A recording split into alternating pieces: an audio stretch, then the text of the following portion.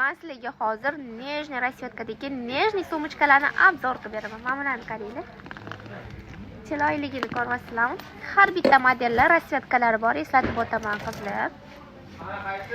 Misol uchun mana shu sumkani sizga boshqacha rangi kerak.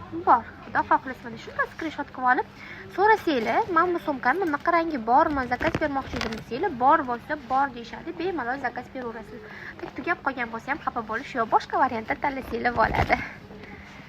Bu yoqda mana shunaqa chiroyli Hermes sumkalarimiz bor. Keyin ochib ko'ramiz ichida nimalari bor ekan. Bu hamma sumkalarimiz Xitoy qizlar, ichini to'ldirib tashlashgan bo'ldi.